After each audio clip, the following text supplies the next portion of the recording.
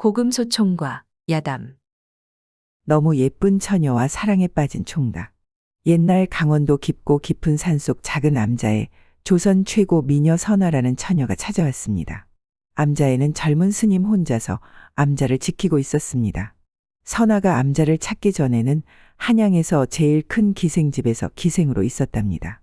그런데 큰 권력을 가지고 있는 망나니 양반이 하나 있었는데 그는 유독 선화만 못살게 구는 것이었습니다. 그자는 정의품에 해당하는 형조판서였는데 나는 새도 떨어뜨릴 권력을 가지고 있었습니다. 그러다 보니 형판이 망나니 같은 짓을 해도 누구 하나 말릴 수가 없었답니다. 여봐라 선아야, 이 병에 있는 술을 한 번에 모두 마시거라. 형판은 선화에게 술병에 술을 한 번에 모두 마시라 하는 것이었습니다. 여봐라 선아야, 어서 너의 아리따운 알몸을 내게 보여보거라. 선화가 술을 모두 마시자 형판은 같이 온 여러 사람 앞에서 선화 보고 옷을 벗으라는 것이었습니다. 그리하여 선화가 옷을 모두 벗자 형판은 심지어 모두가 보는 앞에서 선화에게 그 짓까지 하는 게 아니겠습니까? 그런데 이런 일이 한두 번도 아니었답니다. 형판이 달에 한 번은 기방을 찾았는데 그럴 때마다 꼭 선화만 찾는 것이었습니다. 그렇게 형판만 다녀가면 선화는 너무 수치스럽고 부끄러워 죽고 싶은 심정뿐이었죠. 선화는 마시라면 마시고 벗으라면 벗을 수밖에 없었습니다. 조선 최고의 미인이자 도도하고 천하절색인 선화가 그리 된 이유는 따로 있었답니다. 선화는 가난한 선비의 딸로 천하절색이었는데 무사내들에게는 인기가 많았고 처녀들에게는 선망의 대상이었습니다. 아버지 밑에서 글을 배웠는데 웬만한 학자들보다 지식이 뛰어났답니다. 그뿐만 아니라 사군자를 그리는 솜씨나 시를 짓는 수준이 웬만한 학자들조차도 혀를 내두를 정도였습니다. 그런 선화의 소문을 들은 형판은 먼발치서 선화를 보게 되었는데 첫눈에 빠져버린 것이었습니다. 선화에게 푹 빠져버린 형판은 첩으로 데려가려 하였으나 선화는 첩이 되기를 거부했습니다. 가난한 선비 아버지에게 수많은 재산을 주겠다 하여도 선화는 한사코 거절하였습니다. 선화의 아버지도 형판이 주겠다는 재산의 욕심은 있었지만 선화가 한사코 싫다고 하니 아버지도 선화의 생각을 존중해 주었답니다. 선화는 이미 사랑하는 성준이라는 청년이 있다 보니 성준을 버리고 갈 수가 없었던 것이었습니다. 선화와 성준은 어려서부터 같이 자랐는데 둘은 무척 사랑하게 되었답니다. 어린 시절부터 서로 좋아한 두 사람은 성인이 되어서도 떨어져서는 죽고 못 살 그런 사랑을 하였던 것이었습니다. 그런 선화를 형판이 첩으로 데려가려 했으니 1만금을 준다 한들 선화한테는 시도 안 먹혔던 것이었습니다. 그러자 형판은 엄청난 재산을 준다 해도 선화가 거절하는 것은 오로지 성준이 때문일 것이라 생각을 하게 되었습니다. 그리 생각한 형판은 성준의 아버지에게 누명을 씌워 옥에 가두어 버렸답니다. 그래도 선화가 자신에게 올 생각을 하지 않자 이번에는 성준이에게 혐의를 씌워 성준이도 옥에 가두어 버렸습니다. 그리곤 성준의 부모님 재산도 모두 빼앗아 버렸답니다. 그렇게 성준의 집을 풍비박산낸 형판은 그래도 선화가 꿈쩍도 하지 않자 이번에는 선화의 아버지를 옥에 가두는 것이었습니다. 홀아버지마저 옥에 갇히고 홀로 남게 된 선화는 무서워도 너무 무서웠습니다. 나 때문에 성준이 가족과 아버님이 큰 고초를 겪게 되었으니 이를 어찌해야 하나. 이제라도 다 포기하고 형판의 첩으로 들어가야 하는 것일까. 하지만 성준이는 어떡하지? 내가 형판의 첩으로 가면 성준이는 어떻게? 그렇게 선화는 아픈 가슴을 부여잡고 눈물로 밤을 지새우곤 하였답니다. 춥디 추운 옥에 갇혀 고생하고 있을 아버지와 성준이 그리고 성준이 부모님 생각에 선화의 두 눈은 퉁퉁 부어 앞을 보지 못할 정도였습니다. 그러기를 십수일 선화는 더 이상 버틸 수가 없었습니다. 그리하여 성준과의 사랑을 포기하기에 이른 선화는 찢어지는 가슴을 움켜쥐고 형판을 찾아갔답니다. 어서 오거라. 네, 너를 기다리느라 고가 석자가 되었구나. 그래, 이제 내게 오기로 마음을 굳혔느냐? 조건이 있습니다. 그래, 그것이 무엇이든 뭐든 말해보거라. 내가 원하는 것이라면 뭐든 들어주마. 2가지가 있는데 오늘은 한 가지만 말씀드리겠습니다. 그래, 어서 말해보거라. 저의 아버님과 성준이 가족 모두를 풀어주시고 빼앗아간 재산도 모두 돌려주시지요. 그래, 알았다. 그런 거라면야 내 한마디면 되니 걱정하지 말거라. 그런데 나머지 하나도 지금 말해주면 안 되겠니? 모두가 풀려나면 그때 말씀드리지요. 그래, 알았다. 내 오늘 중으로 당장 모두 풀어주마. 그리하여 선아의 아버지와 성준이 가족이 모두 풀려나고 재산까지도 모두 돌려받았습니다. 자, 되었느냐? 이제 나머지 하나도 어서 말해보거라. 그럼 말씀드리지요. 저는 대감에 첩이 되더라도 부인과 한 집에서 살 수는 없으니 제 거처는 따로 마련해 주시지요. 그래, 그런 거라면 내 얼마든지 그리하마. 한양에서 제일 예쁘고 좋은 집으로 내게 선물을 해주마. 그리하면 되겠느냐? 그렇습니다. 드디어 내가 내게 오는 것이로구나. 내 오늘같이 기쁜 날이 또 있을까 싶다. 천하절색의 지식까지 갖춘 선아를 얻게 된 형파는 입이 귀에 걸려 좋아서 날뛰는 것이었습니다. 그렇게 선아는 형판의 첩으로 들어가게 되었답니다. 선아가 형판의 첩이 되자 성준이는 하늘이 무너지고 심장이 터질 것만 같았습니다. 어려서부터 키워온 사랑이 한순간에 무너져 버린 것이었습니다. 더 이상 살아갈 의미도 이유도 없어진 성준이는 흐르는 강물에 몸을 던지고 말았답니다. 그런데 하늘의 보살핌이 있었던 것이었을까요?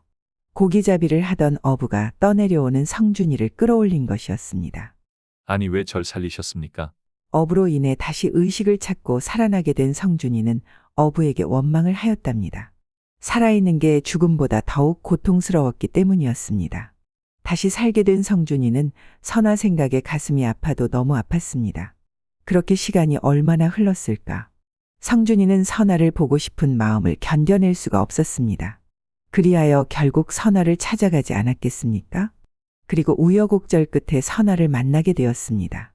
아니, 이게 어떻게 된 것이야? 거렁뱅이가 되어 찾아온 성준이를 본 선아는 가슴이 찢어지는 듯 했습니다. 선아의 얼굴을 본 순간 성준이는 참았던 눈물이 벌컥 쏟아지는 것이었습니다. 닦아도 눈물은 멈추질 않았습니다. 거짓골이 되어 말도 못하고 눈물만 한없이 쏟아내는 것이었습니다. 그러한 성준이를 보는 선아는 심장이 터질 것만 같았습니다.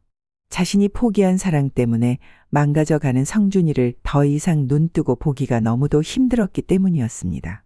각자가 처한 처지가 사랑을 지킬 수 없었기에 더욱더 가슴이 아픈 것 아니었을까요? 성준이가 망가져가는 것을 그냥 두고 볼 수 없다고 판단한 선아는 갑자기 성준의 손을 잡고 뛰기 시작했습니다. 신발이 벗겨지고 버선이 벗겨져 맨발에 피가 철철 흘러도 선아는 성준의 손을 놓지 않고 계속 달렸습니다. 그렇게 얼마나 뛰었을까요? 어느덧 해가 저물어 어두워지고 있었습니다. 한양을 벗어나 깊은 골짜기까지 달린 두 사람은 헐떡이는 숨을 몰아쉬고 서로를 격하게 부둥켜 안았습니다. 그리고 두 사람 모두 엉엉 울기 시작했습니다. 그동안 떨어져 겪은 많은 고통과 이별의 아픔이 한꺼번에 몰려온 것이었습니다. 그렇게 서로에 대한 그리움과 넘치는 사랑으로 격하고 뜨겁게 사랑을 한없이 나누었답니다. 그동안 사랑했지만 나누지 못했던 남녀의 육체적 사랑을 원 없이 뜨겁게 나누게 된 것입니다. 그리고 두 사람은 이승에서 못다한 사랑을 저승에서 하기로 맹세했습니다. 그리하여 먹지도 않고 서로를 꼭 부둥켜 안은 채 죽음을 맞이하고 있었습니다. 그렇게 시간이 얼마나 흘렀을까요? 두 사람의 의식은 점점 희미해져 가고 급기야는 두 사람 모두 의식이 없었습니다. 한편 선아가 사라진 것을 알게 된 형파는 화가 머리끝까지 치밀어 오르는 것이었습니다. 여봐라, 종들과 관졸들을 모두 풀어 당장 선아를 찾아오너라. 힘겹게 얻은 선아가 사라졌다는 것은 형판에게 사형선고와 같은 기분이 들었습니다. 평생 한번 볼까 말까한 그런 천하절색 미인을 잃었으니 형판은 미치고 펄쩍 뛸 일이었습니다. 그렇게 형판은 수많은 사람을 풀어 한양과 주변을 샅샅이 뒤지기 시작했습니다. 관졸들이 선아와 성준이라는 청년을 찾았습니다. 그런데 둘 다 숨을 쉬지 않았습니다. 뭐시야? 얼른 선아는 의원에게 보이고 청년은 그냥 버려버리거라. 그리하여 선아는 가까스로 목숨을 건지게 되고 성준이는 생사를 알 수 없게 되었습니다. 하지만 선아가 성준이와 도망간 사실을 알게 된 형파는 선아를 다시 첩으로 들일 순 없었습니다. 외관 남자와 눈이 맞아 도망친 첩을 다시 들인다는 것은 형판의 체면에 맞지 않았습니다. 그리하여 고심 끝에 선아를 기생집으로 보내버렸답니다. 여봐라, 전년을 기생집으로 보내고 나 외에는 아무도 접근하지 못하게 하거라. 그렇게 기생이 된 선아는 가슴이 아프고 너무도 고통스러웠지만 참고 견딜 수밖에 없었습니다. 또다시 형판의 말을 어길 시에는 홀로 계신 아버지와 성준의 부모님들을 모두 다시 옥에 가두겠다고 엄포를 놓았기 때문이었습니다. 그리하여 선아는 죽지 못해 살게 되었고 형판에 갖은 모욕과 수치도 견딜 수밖에 없었습니다. 그렇게 시간이 얼마나 흘렀을까요? 사랑하는 딸의 아픔을 견디지 못한 선아의 아버지는 시름시름 앓다가 결국 숨을 거두고 말았습니다. 그리고 하나밖에 없는 아들 성준이가 죽은 줄로 알았던 성준의 부모님도 아들을 잃은 슬픔을 견디지 못하고 한나란시에 부모님 두 분은 서로 손을 꼭 잡고 이승을 떠나고 말았답니다. 그렇게 모두가 떠나고 이 세상엔 선아만 홀로 남게 되었습니다. 홀로 남게 된 선아도 결국 이승을 떠나기로 마음을 먹었습니다. 그리고 홀로 골방에 들어가 초연히 죽음을 맞이합니다. 그런데 그렇게 죽음을 기다리는 선아에게 뜻밖의 소식이 들려오는 게 아니겠습니까? 기생집을 찾는 보부상이 성준을 보았다는 것이었습니다. 그리하여 보부상을 찾은 선아는 성준에 대해서 자세히 물어보았습니다. 그래, 성준이를 어디서 어떻게 보신 게요? 내가 강원도를 다녀오다가 길을 잘못 들었는데 못 보던 암자를 보게 되었소이다. 그리하여 너무 춥고 배고파서 암자를 찾았지요. 그런데 암자에는 청년이 한 명 있었는데 자세히 보니 성준이가 틀림이 없었지요. 보부상의 이야기를 들은 선아는 곧바로 기생집을 나와 강원도로 향했습니다. 성준이 살아있다는 말에 선아의 두 눈엔 눈물이 줄줄 흐르고 심장이 두근거리는 것이었습니다. 그렇게 선아는 보부상이 그려준 지도를 보며 험악한 산을 넘고 넘어 암자로 찾아갔답니다. 그리고 선아는 사랑하는 성준을 결국 만나게 되었습니다. 성준의 얼굴은 반쪽이 되어 있고 생기라곤 눈곱만큼도 없는 넋이 나간 사람 같았습니다. 서로의 두 눈이 마주친 두 사람은 목이 메어 말을 할 수가 없었습니다. 그리하여 서로를 부둥켜 안고 하염없이 눈물만 흘릴 뿐이었답니다. 살아있었구나. 내가 살아있어서 얼마나 다행인 줄 몰라. 그런데 어떻게 된 거야? 내가 의식이 돌아왔을 때는 스님이 계셨어. 스님께서는 쓰러져 있는 나를 발견하고 치료를 해주신 거야. 그리고 이곳으로 같이 오게 되었어. 그랬었구나. 그동안 얼마나 힘들었니? 내가 겪은 일들에 비하면 난 아무것도 아니야. 그동안 잘 견뎌주고 이렇게 찾아와줘서 정말 고마워. 그리고 난 세상에 나가 살아갈 자신이 없어서 스님이 되려던 참이었어. 그동안 그리움에 사무친 사랑하는 사람과 못다한 많은 이야기를 나눈 두 사람은 서로를 바라보았습니다. 그리고 선아는 스님이 되려 했던 성준과 격정적이고 뜨거운 기나긴 하룻밤을 보냈습니다. 그리고 서로 살아있음을 하늘에 감사드렸답니다. 그렇게 힘겹고도 힘겹게 다시 만나게 된 두 사람은 강원도 깊은 산골 아름다운 곳에 터를 잡지 않았겠습니까? 그리고 작은 오두막집을 짓고 두 사람만의 보금자리를 만들었습니다. 성준아, 이리 와서 이것 좀 봐. 눈 속에서도 피어나는 새싹이 있네. 그러게. 이 새싹은 꼭 우리 두 사람의 사랑을 보는 것 같다. 그렇게 두 사람은 속세에 대한 모든 미련을 버리고 깊은 산 속에서 둘만의 세상을 만들어갔습니다. 그리고 형판은 임금이 바뀌면서 조정에서 권력 다툼으로 밀려났는데 새로이 권력을 잡은 세력들로 인해 영모제로 사약을 받게 되었답니다. 하루를 3년 같이 보낸 두 사람의 사랑은 우여곡절 끝에 사랑이 이루어졌습니다. 머슴에게 감자 농사를 맡긴 마님. 옛날 어느 마을에 돈 많고 도도한 부잣집 과부가 살고 있었습니다. 일찍이 서방이 떠나고 오랫동안 정조를 지키며 살다 보니 과부는 밤만 되면 무척 외로웠답니다. 그럴 때마다 과부는 허벅지를 꼬집었는데 허벅지가 나만하질 않았습니다. 낮에는 머슴들을 데리고 농사일을 직접 관장하였고 밤이면 허벅지를 꼬집는 게 일상이 되어버렸답니다. 그러던 어느 날 일손이 부족해 머슴 하나를 더 들이게 되었습니다. 그런데 새로 들어온 머슴이 얼굴도 예쁘장한 데다 피부가 무척 희고 고운 것이었습니다. 다른 머슴들과 달리 기집애처럼 예쁘장하다 보니 과부는 자신도 모르게 자꾸 눈길이 가는 것이었습니다. 다른 머슴들보다 일하는 건 반도 못하지만 왠지 싫지가 않았답니다. 그러던 어느 날 뜨거운 땡볕에서 일하고 돌아온 머슴들이 우물가에서 등목을 하고 있었는데 유독 새로운 머슴만 눈에 띄는 게 아니겠습니까? 마치 까마귀들 속의 하얀 백조처럼 보였습니다. 그렇게 새로운 머슴에 대한 관심이 많아진 과부는 어느 날 새로운 머슴을 불렀습니다. 예, 창덕아. 내일부터 내가 네게 글을 가르쳐 줄 테니 내가 하는 장부 일을 배워보거라. 아니, 그리라고요, 마님? 왜 싫으냐? 아닙니다요, 마님. 저는 까막눈인데 제가 글을 배울 수 있을까 해서요. 그건 염려 말거라. 배우면 누구나 다 쓰고 읽을 줄 아느니라. 그렇게 마님은 새로운 머슴 창덕이를 가까이 두려고 글쓰기를 가르치려 했던 것이었습니다. 다음 날 마님은 안방에서 창덕이에게 글을 가르치다 보니 가슴이 콩닥거리는 것이었습니다. 그도 그럴 것이 서방이 떠나고 10년이 넘도록 사내와 한방에 있어 본 적이 없었기 때문이었습니다. 한방에 사내와 함께 있다는 것만으로도 마님은 얼굴이 달아오르고 심장이 빨라지는 것이었습니다. 애써 감추고 그를 가르치고 있었지만 이마에는 식은땀만 줄줄 흐르고 있었죠. 마님, 어디가 아프신지요? 아니다. 괜찮다. 마님의 이마에 땀이 줄줄 흐릅니다요. 그러느냐? 오늘따라 꽤 덥긴 덥구나. 마님, 왜 그러느냐?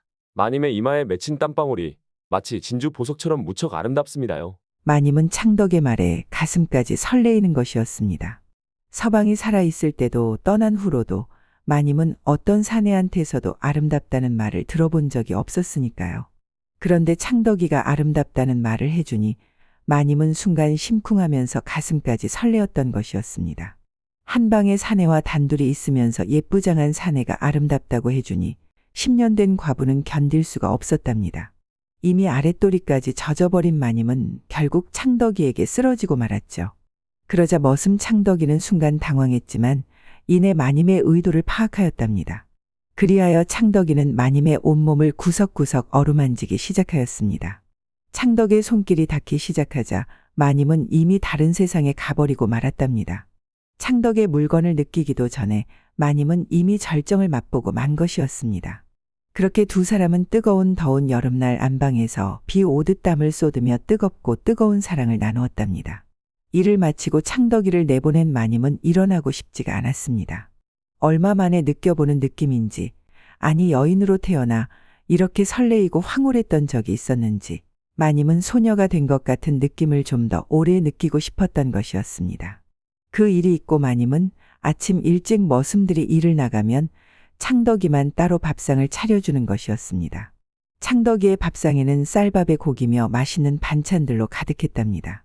평소 자신이 먹던 반찬보다 창덕의 반찬이 더 많았습니다. 어찌 안 그러겠습니까? 중년이 되어서야 사내로 인해 가슴이 처음 뛰어받고 또 설레었던 것입니다. 그리고 황홀했던 둘만의 뜨거운 시간도 너무 좋았기 때문이었습니다. 나에게도 이런 날이 올 줄이야. 이제서야 나도 진정 참 여인이 된 것만 같구나. 그렇게 마님은 집안의 머슴들이 모두 낮에 일하러 나가면 창덕이에게 글도 가르치고 둘만의 뜨거운 시간을 갖곤 하였답니다. 그렇게 두 사람은 산다는 게 너무 행복하고 황홀했습니다. 그렇게 꿈만 같던 시간들이 흘러 어느덧 겨울이 지나 다시 봄이 왔답니다. 그런데 언제부턴가 마님은 창덕이와의 일을 줄이더니 급기야는 멈추다시피 했답니다. 언제부턴가 황홀했던 설레임도 없고 가슴 뛰는 일도 없어졌기 때문이었습니다. 그리고 창덕의 물건을 느끼기 시작한 마님은 항상 뭔가 아쉬운 것이었습니다. 창덕과의 관계에서 만족하지 못하게 되자 마님은 이미 커져버린 욕정의 크기를 창덕을 통해서는 풀 수가 없었습니다. 그러다 보니 마님은 밤이 되면 또다시 외로워지기 시작했답니다. 그렇게 허전하고 외롭게 밤을 보내던 마님이 우연히 밭을 지나다 여인들의 이야기를 듣게 되었습니다. 이 가지는 꼭 성배의 물건하고 똑같네 그려? 아니 성배의 물건이 그렇게나 큰 것이요? 그럼 성배의 물건이 크다는 것은 나만 아는 게 아니구먼. 아니 그럼 또 누가 안다는 것이요? 모르긴 해도 아마 마을 여인들 반은 알 것이구먼. 뭐시요? 아니 이놈의 성배는 어찌 나만 쏙 빼놓고 딴 년들하고만 놀아난다냐? 그 말을 들은 마님은 귀가 솔깃한 것이었습니다. 아니 성배가 정말로 그리 큰 것을 가지고 있다고. 마님은 창덕이를 통해서 얻지 못하는 쾌감을 성배는 만족시켜 줄 수 있을까 하는 생각이 들었습니다. 이미 사내의 맛을 알게 되고 목이 마른 마님은 생각하는 게 무척 과감해져 있었습니다. 그리하여 성배의 것을 확인해 보고 싶은 마님은 성배와 어찌하면 잠자리를 할 수 있을지 생각을 하기 시작하였답니다.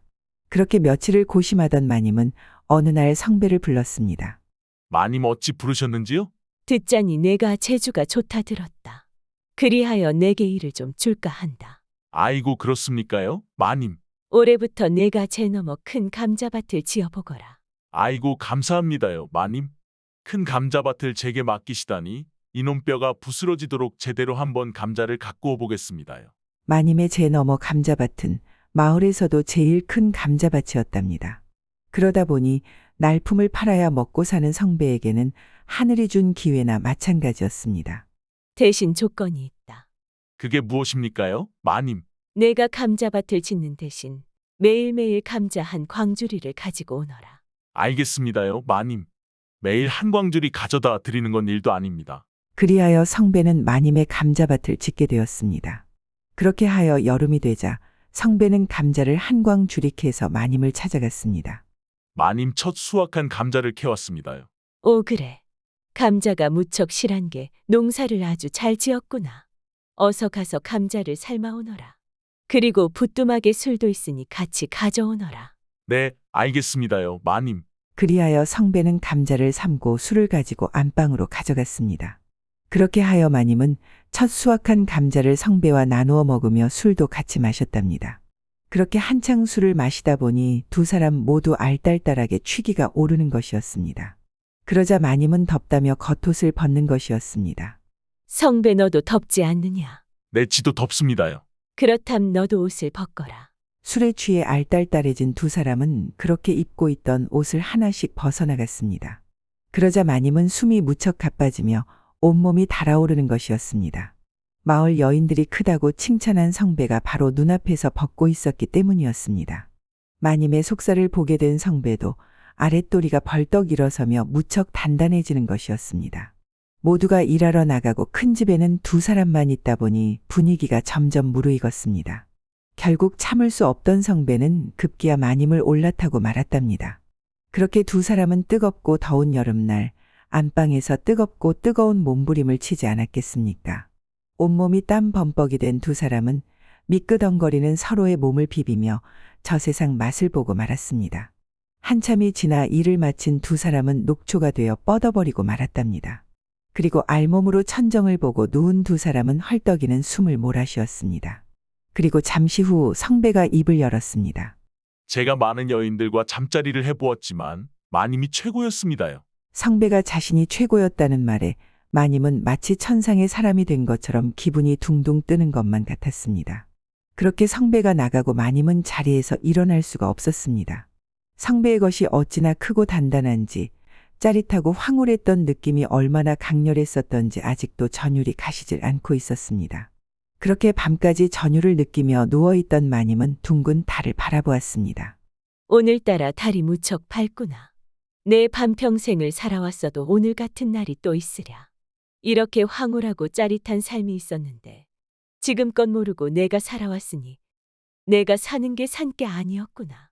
성배의 것을 경험한 마님은 지금껏 단 한 번도 가보지 못한 세상을 경험한 기분이었답니다.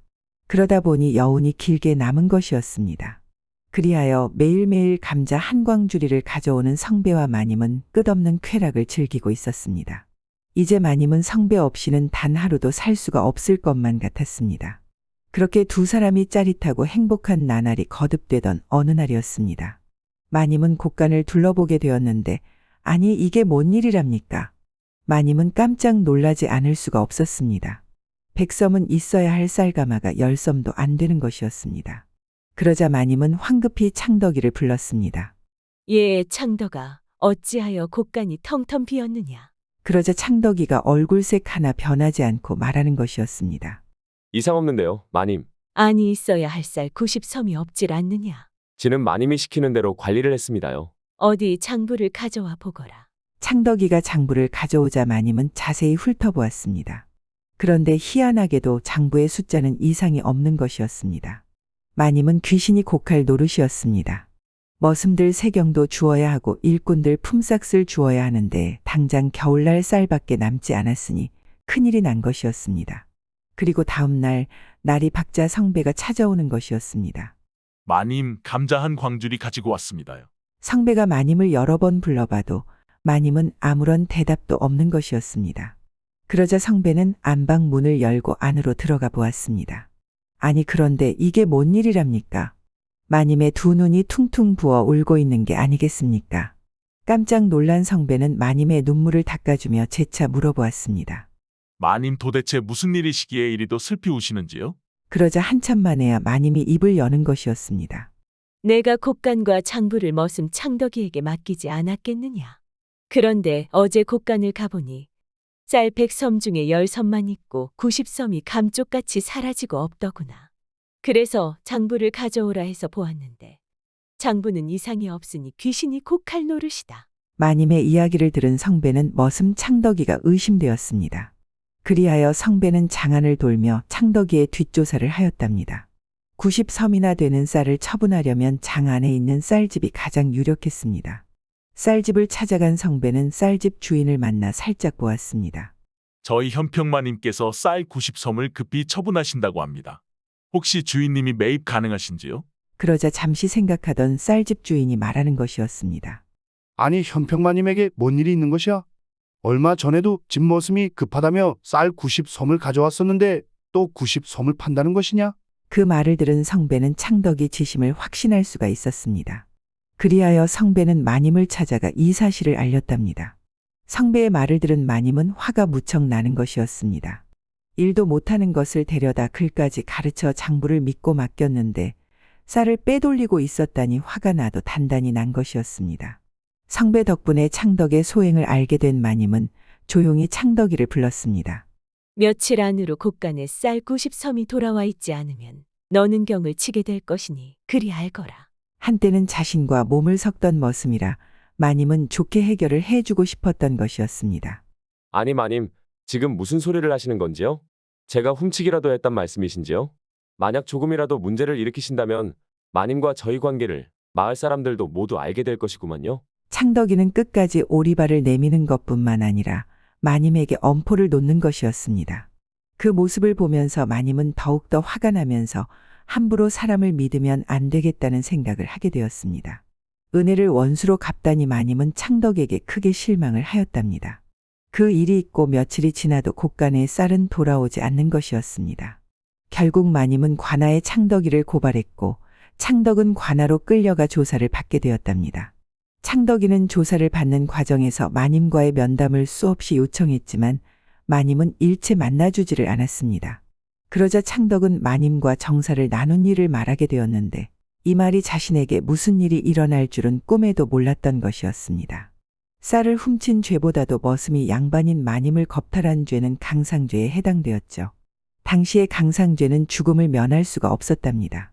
어느 날부턴가 마님이 자신을 외면하더니 성배와 놀아나는 것을 보게 된 창덕이는 마님에 대한 미움이 커져만 가고 있었습니다. 그러다 보니 창덕이는 마님의 관심을 끌고자 갖은 노력을 다해봤으나 마님은 자신을 다시 불러주지를 않는 것이었습니다. 그러다 보니 창덕이는 마지막 수단으로 쌀 90섬을 빼내어 마님의 관심을 자신에게 돌리려 했던 것이었습니다. 그리고 90섬을 빼돌려 팔은 돈으로 머슴들 3경과 일꾼들 품삯을 모두 미리 준 것이었습니다. 그리고 남은 돈은 마님의 돈 넣는 상자에 한 푼도 빼지 않고 넣어 두었던 것이었습니다. 어차피 마님이 해야 할 일을 머슴 창덕이가 한 것이었습니다. 창덕이는 단지 마님의 관심을 다시 받고 싶었던 것이었습니다.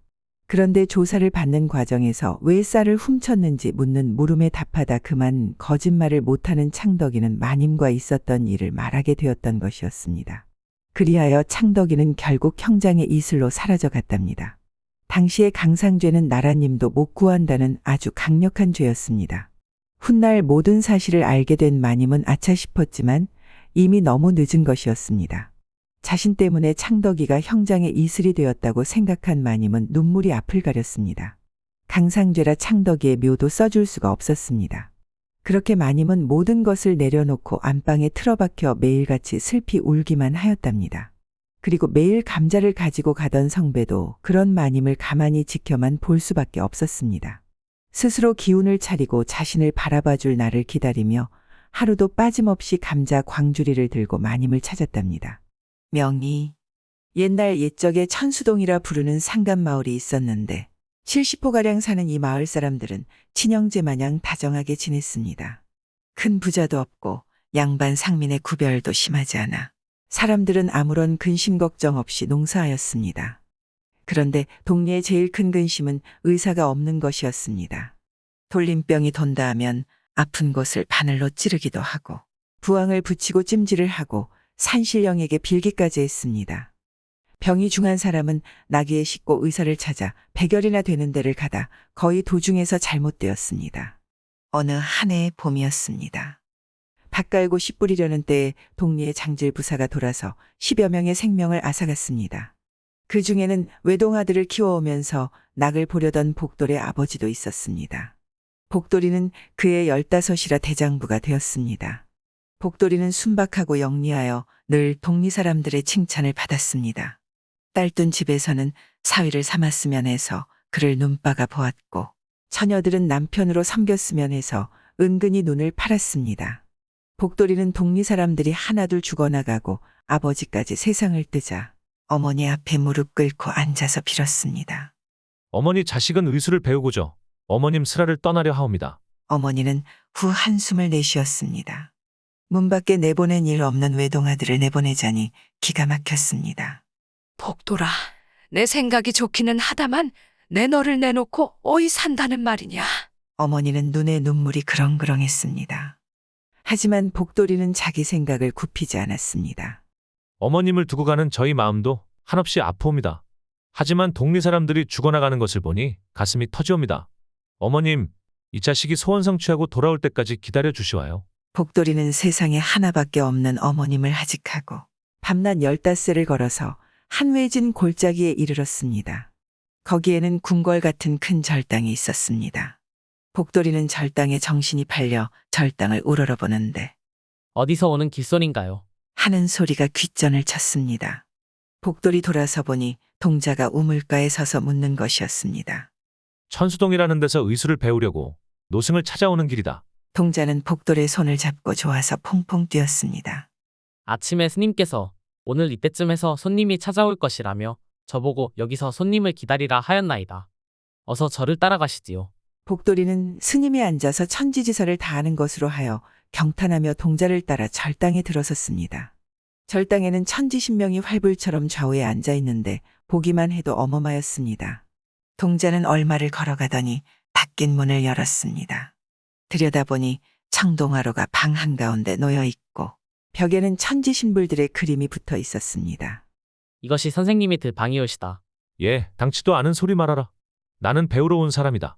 일락서산에 해가 지자 절당의 검은 장막이 내리 덮었습니다. 저녁을 먹고 난 복돌이는 그만 노곤의 자리에 눕자 깊은 잠에 골아빠졌습니다. 그런데 한밤중이 되어 왈카닥 문소리가 나는 바람에 복돌이는 놀라 잠에서 깼습니다. 복돌이는 눈을 번쩍 뜨고 보니 키가 9척이나 되는 괴물이 문에 버티고 섰는데 누런 이빨은 한 뼘도 더 되고 부릅뜬 눈은 사발만하고 머리에는 한자나 되는 삼각뿔이 돋았습니다. 보기만 해도 기절할 지경이었습니다. 복돌이는 꼼짝 못하고 괴물한테 죽을 것만 같았습니다. 복돌이는 소원도 성취 못하고 죽는 것이 안타까워 이를 악물고 자리를 차고 일어났습니다. 이놈아, 사람이면 들어오고 괴물이면 죽기 전에 썩 물러가라. 복돌의 호령소리 절간에 쩌렁쩌렁 울리자 괴물은 연기같이 사라져버렸습니다. 복돌이는 그제야 안도의 숨을 후쉬었습니다. 기실 이런 괴물이 복돌의 눈앞에 나타나게 한 것은 절당 스님이 복돌의 담략을 알아보려 조화를 부린 것이었습니다. 스님이 조화를 부려 복돌이가 든 방에 이튿날에는 백호가 으르렁거렸고 그 다음날에는 통나무 같은 구렁이가 들어와 복돌의 몸을 칭칭 감았습니다. 하지만 복돌이는 사람이 한 번 났다, 한 번 죽지, 2번 죽겠나 하고 사생결단하였습니다. 하여 그는 끝내 어려운 고비를 넘기고 말았습니다. 나흘째 되는 날 스님은 복돌이를 불렀습니다. 복돌아 듣거라. 내 사생결단하고 의술을 배우려 하니 내 오늘부터 너를 제자로 삼고 의술을 가르치리라. 백골람방이옵니다. 복돌이 절을 하니 스님은 복돌에게 의서 한 권을 내주며 보라 하였습니다. 그날부터 복돌이는 주야 불문하고 의서를 읽었습니다. 광음이 화살과도 같아서 복돌이가 절당에 와서 의술을 배운 지도 어느덧 9년이 되었습니다. 그새 복돌이는 의서 9권을 떼고 이제 반년이면 뗄 의서 1권이 남았습니다. 복돌이 생각해보니 이만하면 세상에 못 고칠 병이 없는 상 싶었습니다. 게다가 9년이라는 세월이 흘러가니 어머님 생각이 간절하여 더는 참기 어려웠습니다. 하여 복돌이는 스님을 찾아가 집에 돌아가겠다고 하였습니다. 스님이 깜짝 놀라 어인일이냐고 하며 가지 말고 더 의서를 배우라고 타일렀습니다. 하지만 복돌이는 늙으신 어머니를 모시겠다며 스님께 절하고 절당을 나섰습니다. 내가 제명에 죽지 못하리라. 스님은 복돌의 등 뒤에 대고 말했습니다. 하지만 복돌이는 한 번 먹은 마음을 굽히지 않는 사람이라 듣는 채도 하지 않았습니다. 10년이면 강산이 변한다고 복돌이가 고향 마을에 와보니 고향도 변하고 자기 또래들도 장가를 가서 슬하에 아이 두셋씩 가지고 있었습니다. 어머니는 예순이 됐지만 정정하였습니다. 어머니는 그립던 아들을 보자 눈물을 흘리며 아들을 껴안고 등을 쓰다듬어 주었습니다. 이젠 너를 보았으니 죽어도 원이 없다. 헌데 이애야, 넌 왜 10년을 채우지 않고 왔느냐? 이애미는 어쩐지 내 뒷일이 걱정되는구나. 복돌이가 의서를 배우고 왔다는 말을 듣자 온 동네 사람들이 모여와서 반갑다고 야단이었습니다. 복돌이는 나서 자란 고장에 오자 산에 들어나가 약재를 캐다가 병을 다스리기 시작했습니다. 복돌이가 의서를 어떻게나 잘 배웠던지 그의 손이 가고 그가 지어준 약만 먹으면 칠성판에 오른다던 병도 다 떨어졌습니다. 복돌이는 명의가 되어 동네방네에 소문이 자자하였고 천수동은 그가 오자부터 병 없는 동리로 세상에 널리 소문이 났습니다. 어느 날 복돌이는 병 보러 갔다가 저녁 늦게야 집에 돌아왔습니다. 진종일 지치고 지친 그는 저녁술을 놓자 그 자리에 꼬꾸라져 잠들고 말았습니다. 헌데 갑자기 뜰악에서 쿵하는 소리가 났습니다. 놀랍게 난 복돌이는 문을 열고 밖에 나갔습니다. 뜰악에는 적다마와 백마가 가지런히 서 있는데 복돌이를 보자 읍하였습니다. 저의 어머님께서 오늘일까 내일일까 하며 생사를 다투기에 선생님의 조남을 듣고 찾아왔으니 왕님아씨와 저희 어머니 병을 봐주시면 원이 없겠소이다. 복돌이는 백마를 타고 적다마를 탄 장수를 따랐습니다. 말은 뜰악을 나서자 화살같이 내달았습니다. 얼마를 갔는지 모르나 동틀 무렵이 되니 기와집이 질비하게 선 한 동리에 이르렀는데 알고 보니 이곳은 천국이었습니다. 장순의 집에선 인간세에선 볼 수 없던 갖가지 음식을 차려놓고 복돌이를 대접하였습니다. 상을 물리자 장수가 복돌에게 절하고는 딱한 사정 이야기를 했습니다. 선생님, 어머님을 직접 대면하여 진맥하기 어려운데 어떻게 하면 좋겠나이까? 심상치 않은 일이라는 것이 대뜸 짐작이 갔습니다. 하지만 별 수가 없었습니다. 사정이 그러하시면 장군께서 모친님 손목에 실을 매놓고 실끝을 내 방까지 가져오십시오. 장수는 복돌의 말대로 하였습니다. 복돌의 실끝을 잡고 진맥을 하니 사맥이 나왔습니다. 복돌의 낯은 흑빛이 되었습니다.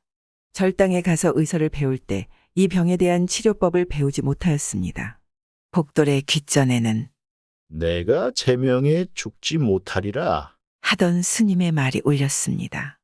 사실 이 병을 고치지 못하면 목이 날아가는 판이었습니다. 복돌이는 100일 기도를 드리기로 작심했습니다. 복돌이는 자기 국리를 다하고는 장수를 보고 말하였습니다. 이 병을 고치자면 100날이 걸려야 하는데 생쌀 100근, 물 100근, 황초 600대를 갖추십시오. 그리고 내가 찾기 전에는 누구도 내 방에 출입을 금지시켜야 하옵니다. 약속을 어기는 날이면 장군님의 모친님을 구할 길이 없는가 봅니다. 그날 저녁부터 복돌이는 출입문을 봉하고 생식을 하면서 방 안에 제상을 차려놓고 황촛불 3대를 켜놓고 100일 기도를 드리기 시작했습니다. 지성이면 감천이라고 기도를 드린 지 90아흘에 되는 날 밤이었습니다. 복돌이 어슴풀에 잠들었는데 꿈에 스님이 찾아와 그를 꾸짖었습니다. 내 소행을 보면 내버려 두겠다만 너의 지성이 지극하게 너를 구한다. 그 병을 고치자면 이렇게 해야 하느니라. 여기에 처방을 두고 가니 그리 알아라. 꿈에서 깨니 스님은 없는데 제상에는 처방이 놓여 있었습니다. 복돌이는 스님을 부르며 절을 했습니다. 날이 새니 100일이 다 찼습니다. 복돌이는 방 안을 깨끗이 거두고 장수를 불렀습니다. 사흘 내로 흰개 1000마리를 구해오십시오. 분부대로 하겠나이다. 장수는 복돌의 분부대로 흰개 1000마리를 구해왔습니다.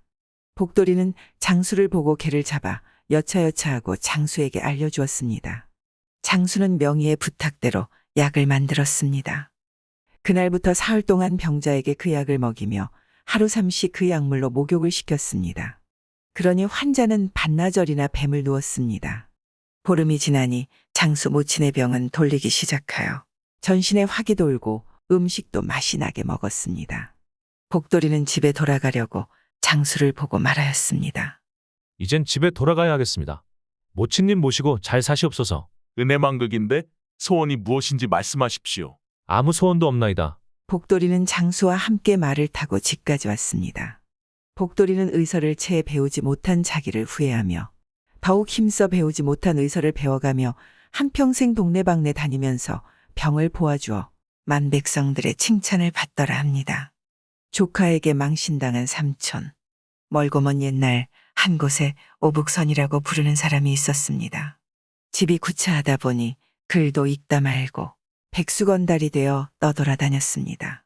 북선에게는 삼촌 한 분이 계셨는데 나라 대감자리를 얻어 그리운 게 없이 살며 아들 삼형제를 다 출세시켰습니다.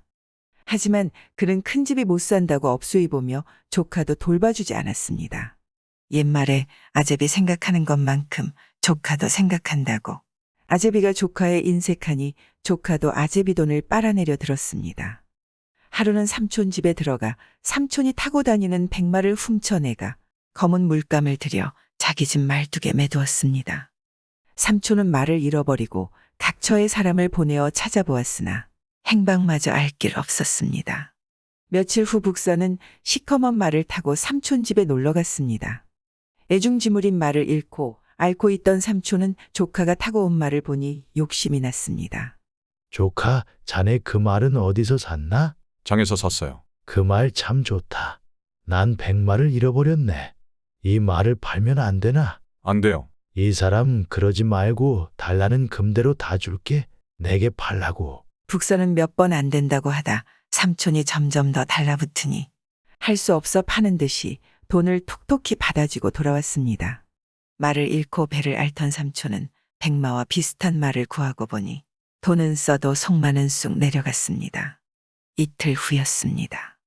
삼촌은 볼일 있어 검은 말을 타고 흔들먼들거리며 길을 떠났다가 돌아오는 길에 소낙비를 맞았습니다. 갑자기 만난 비라 끈을 대도 없고 하여 비를 맞으며 오다 보니 흰도포가 먹물이 들어 시꺼멓게 되고 검은 말은 백마로 변하였습니다. 이때서야 조카에게 속은 줄 알았습니다. 집에 돌아온 삼촌은 분이 상투미까지 올라 아들 삼형제를 불러놓고 사실을 말하고 어떻게 하면 좋으냐고 물었습니다. 아들들도 분하여 풀풀 뛰며 없애버리자고 하였습니다. 그렇다고 무턱대고 목을 딸 수는 없고 방법이 있어야 하겠으니 애비는 아들을 보고 어떻게 죽이면 좋으냐 하고 물었습니다. 맏아들이 있다가 하는 말이 경상도 아무구울에 원으로 보내는 게 좋겠습니다. 하였습니다. 이 고울은 어니 부임하여 하룻밤만 자면 죽어 폐업된 고울입니다. 그 계책이 그럴듯하다면서 그리로 보내게 낙찰지었습니다. 조카를 찾으니 도망치고 어디 갔는지 알 길 없어 광고를 내었습니다. 죄를 진 북선은 처벌을 안 준다니 삼촌을 찾아왔습니다. 삼촌은 여느 때와 다르게 반갑게 맞아들이며 이렇게 말했습니다. 자네 이제는 나이도 들어 장가라도 가야 할 게 아닌가? 매양 떠돌아 다니지 말고 이제부터는 아무 고을원의 관직을 맡아보게. 조선 팔도를 다 돌아다니며 보고 듣고 못해본 일 없는 북선이는 자기를 죽이려고 하는 수작이란 걸 알면서도 승낙하는 수밖에 없었습니다. 외톨이 신세인 북선은 아무 근심 없었습니다. 사람은 한 번 죽기 마련이고 죽어봐 또 죽겠는가. 무슨 연고인가 알아나 보고 죽으려고 마음을 크게 먹고 폐업고을을 향해 떠났습니다. 길을 가자 날이 저물어 더 가지 못하고 산 밑에 불이 반짝이는 외딴 오두막집에 찾아 들어갔습니다. 집엔 백발로파 홀로 살고 있었는데 대충 저녁이라고 차려주었습니다. 날이 어두워지자 노파는 고개 넘어 마을에 갔다 올 일이 있다고 떠나 나갔습니다. 한참 있으라니 밖에서 노파를 찾는 소리가 들렸습니다. 북선은 문을 열고 어디 갔는지 모르겠다고 하니 당신은 누구냐고 물었습니다. 길 가던 사람이 날이 저물어 묵어간다고 하니 한 사람이 있다 말하기를 노파가 사람인 줄 아오. 그게 천년 묵은 구미호여. 우리 노파를 잡아치우려 하는데 변술이 많아 못 잡고 있어. 지금 구미호는 고개 넘어 이진사 딸을 잡아먹으려고 여우독을 피워 병들었어. 그 집에선 세상 잘한다는 의사를 다 청해다 보이지만 구미호를 안 잡곤 못 살리오. 라고 말하고는 어디론가 가버렸습니다. 북선은 잘못 들었다고 떠날까 말까 망설이다가 어떻게 되나 보자고 눌러 있을라니 노파가 돌아왔습니다. 노파는 집 주변을 돌아보며 내를 씩씩 맞더니 손님이 찾아오지 않았던가 물었습니다. 얼마 전에 모를 세 사람이 노파를 찾아왔다가 없다고 하니 돌아가더라 하였습니다. 노파는 다른 말이 없던가고 물었습니다. 북선은 아무 말 없이 가버렸다고 넘겨치웠습니다. 그러자 노파는 북선을 보고 하는 말이 그것이 사람인 줄 아는가? 하나는 관가 용마루 꼭대기에 있는 천년 묵은 구렁이고 하나는 관가 앞 늪속에서 사는 천년 묵은 군뱅이네. 이것들이 원이 부임하면 죽이는 판일세.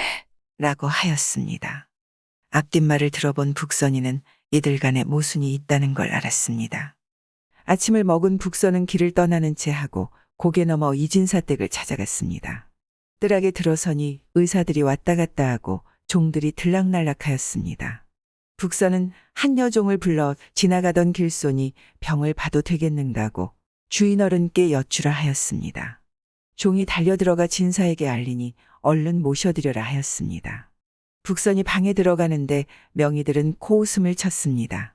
그러건 말건 윗방에 들어간 북선은 환자도 보지 않고 환자 손목에 명주실을 메어 들여보내라 하였습니다. 한참 실을 쥐고 진맥하던 북선은 대단한 병이 아니니 근심할 게 없소이다 하였습니다. 진사는 무슨 병인가고 물었습니다. 북선은 진사 보고 조급해 마시오. 오늘 내로 병을 다스리고 보약 몇 첩쓰면 완쾌하겠소이다. 그러자 술상이 들어왔습니다. 소문났다는 명의들은 슬금슬금 달아나고 말았습니다.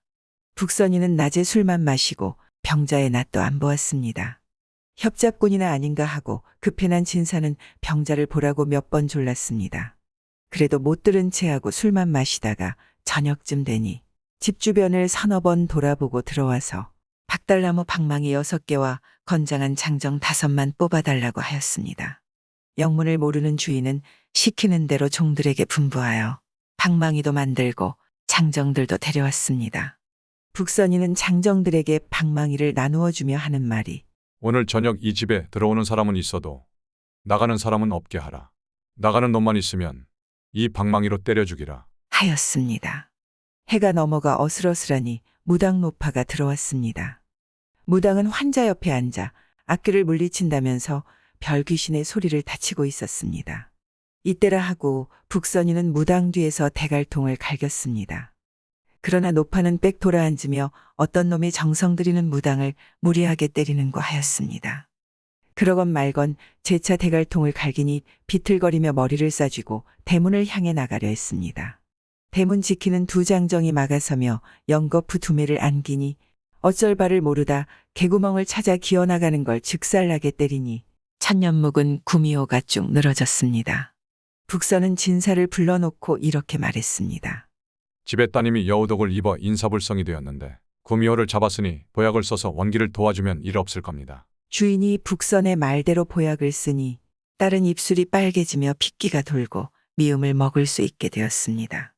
용한 의사를 만나 죽은 딸을 살린 진사는 연신살이하며 자기 집 아들 삼아 사위질 해달라 하였습니다. 북선은 사양하는 채 하다가 이 집 딸에게 장가까지 들었습니다. 처가집에서 재미있는 생활을 달포 지내다가 장인 보고 고을원으로 가야겠다고 말했습니다. 북선은 장인의 만류도 마다하고 고을에 내려갔습니다. 북선이 고을원으로 부임하자 육반관속을 불러놓고 집집에서 기름 한 공기씩만 걷어들여다 큰 솥에 끓이고 집게질 잘하는 야장 6만 불러오라 분부하였습니다. 야장이 오고 기름이 끓자 원은 대청 기와장을 번지고 용마루 꼭대기에 보이는 게 있으면 솥에 넣어라 하였습니다. 집게쟁이들이 올라가 보니 시뻘건 큰 지네가 꿈틀거리고 있습니다. 야장들은 제꺽 집어 펄펄 끓는 가마에 넣으니 기름 튀우개가 되고 말았습니다. 다음 정자나무를 베라 하였습니다. 베고 보니 큰 구렁이가 나오고 있었습니다. 야장들이 잽싸게 집어 또 솥에 넣었습니다. 그 다음 마당못에 물을 풀어 하였습니다. 두고 보니 큰 굼벵이가 꿈틀거렸습니다. 이것도 역시 솥에 집어넣었습니다. 그러자 원은 모인 관원들을 보고 돌아가라 하였습니다. 그날 저녁 북선이는 관가에 홀로 앉아 있었습니다. 무슨 놈이 들어오나 하고 뜬 눈으로 나를 밝혔습니다. 새벽녘에 어슴풀에 잠들었는데 밖에서 서로 들어가라고 옥신각신하는 소리가 들렸습니다. 정신을 벌떡 차리고 내다보니 웬 장정이 시체를 매장할 감을 들고 들어오고 있습니다. 이놈 무얼하러 들어오노?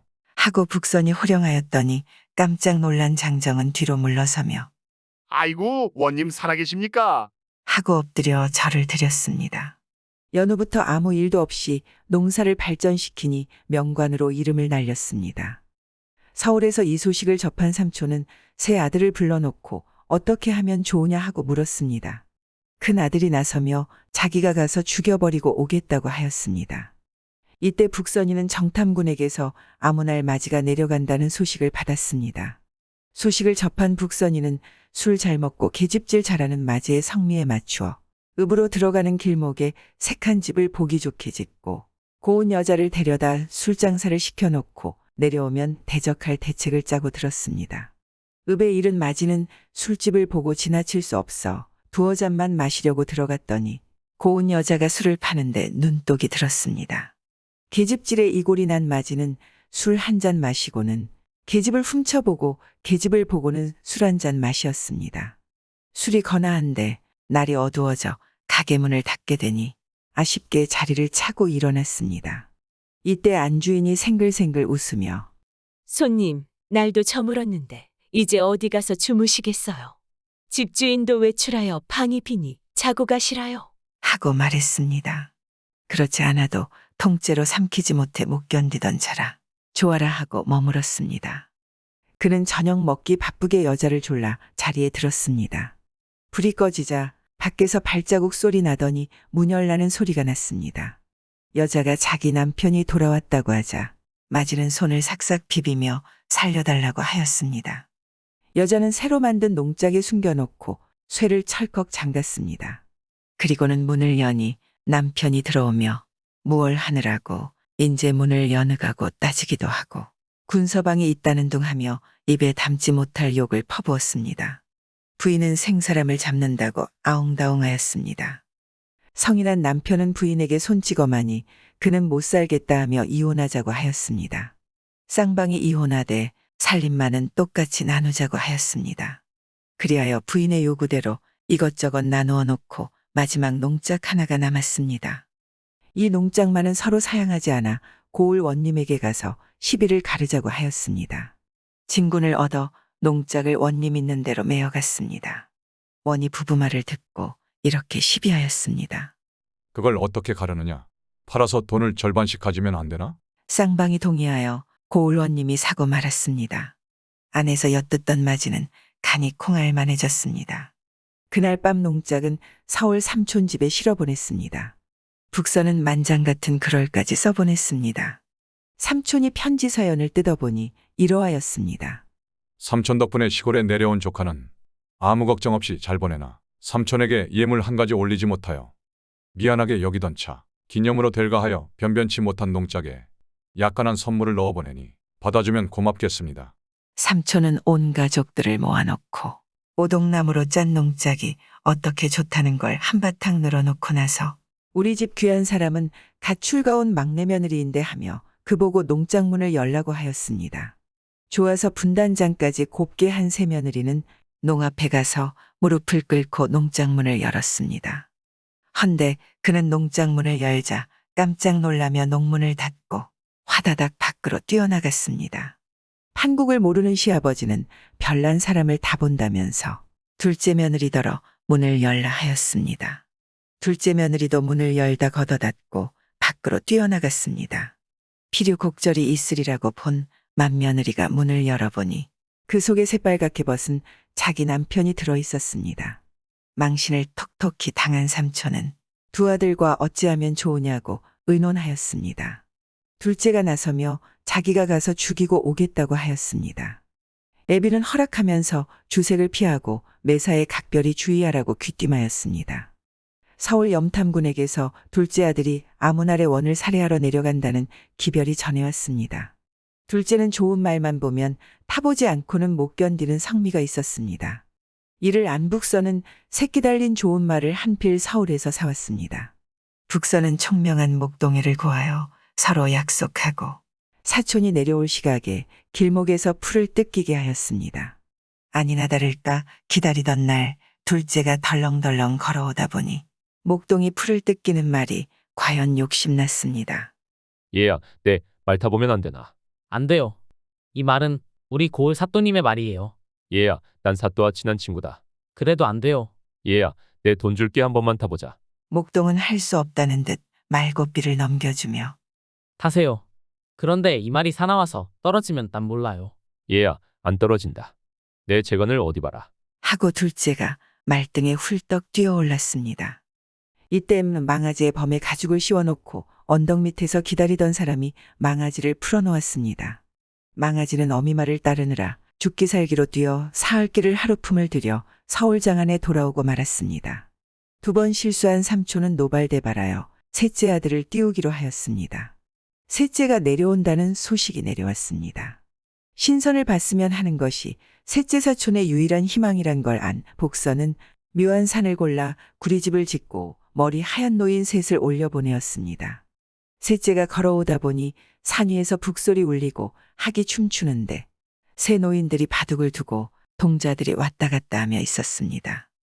산 아래에서 김매는 젊은이와 저 사람들이 무엇하는가 물었더니 신선들이 내려와서 논다고 하였습니다. 신기하게 여긴 셋째는 메밀밭을 매는 젊은이에게 무슨 밭을 매는가 물으니 불로초라 하였습니다. 과연 신선 있는 데는 다르구나 하며 셋째는 산 위로 걸어 올라갔습니다. 백발노인들은 사람이 가도 보는 채 많은 채 하고 바둑만 두었습니다. 신선과 말하기 무엇하여 구리기둥을 만져보며 멍하니 서 있는데 그때 한 노인이 얼굴을 들고 인간 사람이 왔구나 하였습니다. 그리고는 어쩔 바를 몰라 매삼거리는 셋째에게 구리주전자를 들고 술 한 잔 부어주며 마시라 하였습니다. 술 마실 줄 모른다고 거절하니 노인이 죽 마시고 나서 하는 말이 이 술 한 잔 마시면 100년은 사는데 아깝게 되었다고 말하였습니다. 그 말에 귀가 벌쭉하여 먹겠다고 손을 내미니 노인은 두 말 없이 한 잔 따라 주었습니다.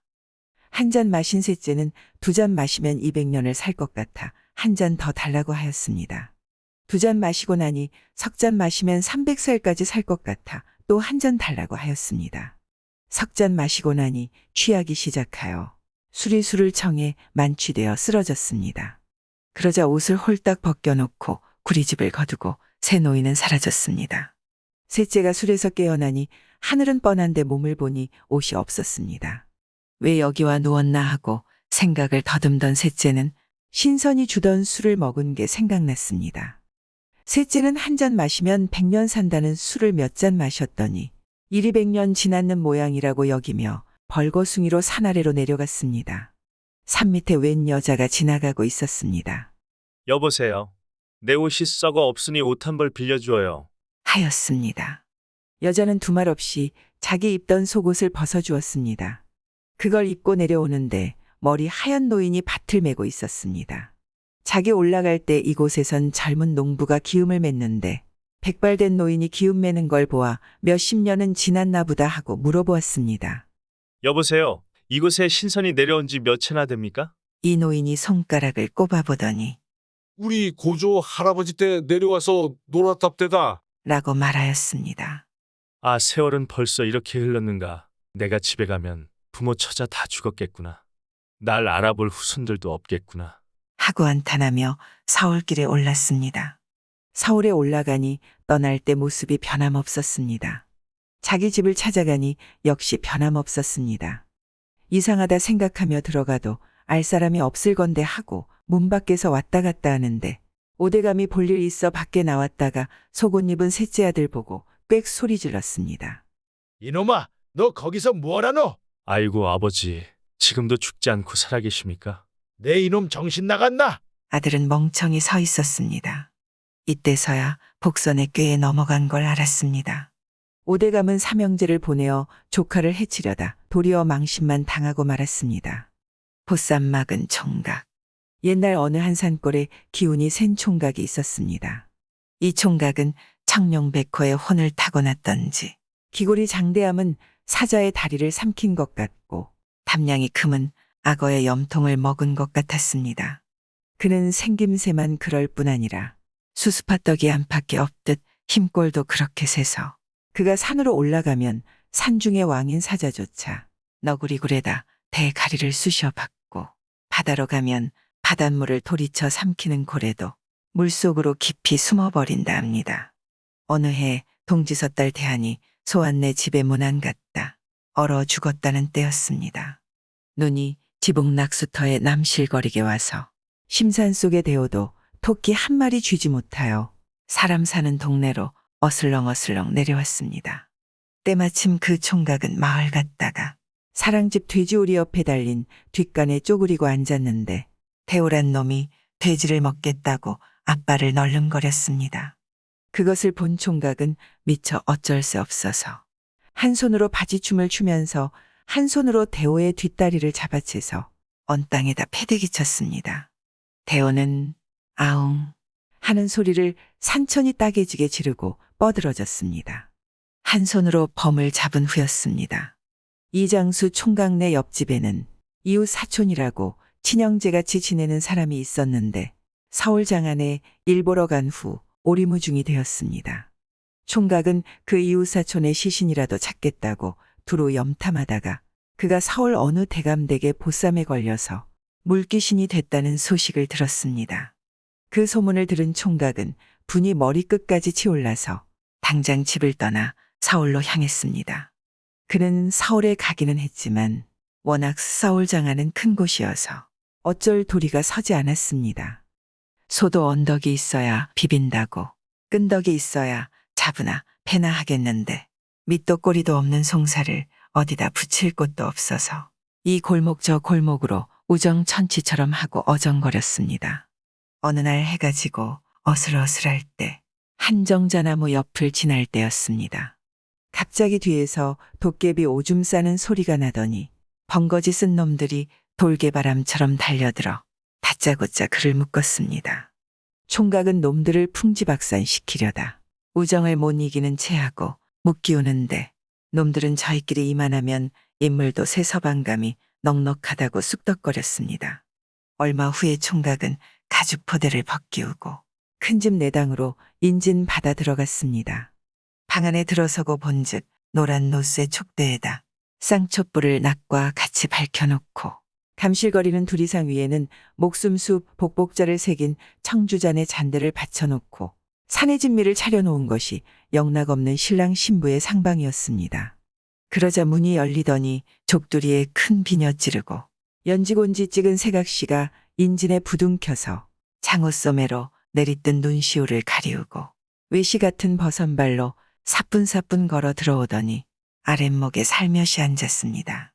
그래놓고 인지는 나가버리고 문이 닫혔는데 문 밖에서는 망을 보는 인기척이 완연하였습니다. 총각은 모르는 척하고 차려놓은 주요를 혼자서 부어라 마시어라 하였습니다. 얼마를 지났는지 밤이 깊어졌는데도 각시는 눈 한 번 떠보지 않고 돌부처 같이 앉아있더니 달기 부두둑거리며 꼬꼬하고 울자 부시시 일어나서 나가려 하였습니다. 총각은 얼른 나가려는 세각시를 막아서면서 여보시오 부인, 이 세상의 법이 잔치를 지내야 상방을 꾸리고 상방에 드는 것은 신랑 신부뿐이라 하였으며 부부가 된 후에는 남편의 말이 천명과 같다 하였는데 어찌하여 말없이 나가려 합니까? 하고 하였습니다. 그러니 세각시 노하여 하는 말이 내 천운이 불길키로 잠시 운수땜을 한 것이지 어찌 초망지신과 대사를 이루겠는고 그대와는 행로지인이려니 속히 길을 내미 가당하리라 고하며 총각을 밀치고 나가려 하였습니다. 그러니 총각은 그 말을 들을 리 없었습니다. 문에 가로막아서며 나가지 못하게 하니 각시는 여보라 하고 사람을 불렀습니다. 그러자 문 밖에 대기하고 섰던 역사들이 육모방망이를 내두르며 잔말 말고 아씨를 내보내라고 호통쳤습니다.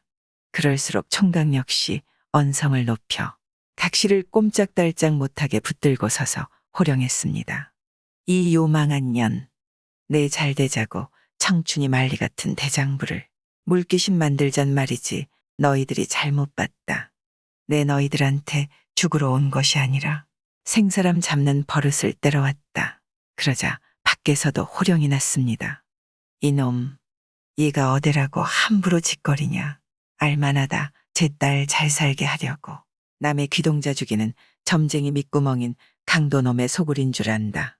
총각이 맞불질하자 내 당은 물론이요. 사랑과 행랑채까지 떨쳐 일어나 온 집안이 떠들썩하였습니다. 사랑대청에서는 당장 그놈의 키를 낮추라는 호령이 추상같이 내달아왔습니다. 그러자 번거짓은 역사들이 방망이를 휘두르며 총각에게 달려들었습니다. 총각은 붙잡혀 버둥치는 각시의 가랑이를 거꾸로 들고 내둘렀습니다. 그러다 새각시를 마당에다 내동댕이 치고 큰 마당에 나서면서 이놈들 제 딸 중한 것만 알고 남의 귀동자 소중한 줄 모르는 인간 백정들아. 고약한 보쌈질을 또 하겠느냐. 또 했다가는 하늘을 무너뜨리겠으니 그리할라. 라고 가세질러 놓고 대문을 차고 나갔습니다. 이렇게 되니 이 일이 조정에까지 미치게 되고 온 서울장안이 떠들썩하게 되었습니다. 그 후 어느 날 밤이었습니다. 총각이 또 강변을 거니는데 시시닥거리는 말소리가 들려오기에 달아가 본즉 그 역시 이 역사 새놈이 한 젊은이를 가죽보에다 싸서 메고 강으로 가는데 묶인 사람은 살려달라고 애걸하고 있었습니다. 총각은 그것을 빼앗아 놓고 역사놈들을 묶어서 팔매치듯 내던졌습니다. 맨 먼저 던진 놈은 그날 밤에 운수댐을 했으니 이제는 시집가도 상부할 걱정이 없다고 좋아하는 규중처녀의 방문을 차고 들어가서 그의 숨통을 쳐놓았습니다. 둘째 놈은 자기 딸의 팔자에 있는 동화를 피하게 했으니 이제는 명문거족의 아들을 사위로 삼게 됐다고 단꿈을 꾸고 있는 그 어미의 큰 방문을 뚫고 들어가서 그만 거미같이 늙은 년은 뼈다귀가 제각기 새갓나고 말았습니다. 셋째 놈은 나라의 법으로서 보쌈을 지켜나가려는 그 아비의 늙은 상투 꼭대기를 내려눌렀기에 산호동곳이 숫구멍을 뚫고 들어갔습니다. 이튿날 조정에서는 야단이 났습니다. 금상님이 칠림하시어 보쌈질하다 판서의 딸이 죽었고 정승래 식구가 죄다 죽었으니 다시 이런 짓을 했다가는 엄벌을 면치 못하리라는 어명이 내려졌습니다. 이리하여 생사람 잡는 고약한 보쌈질이 없어졌다 합니다. 구독과 좋아요, 알람 설정 부탁드리옵니다.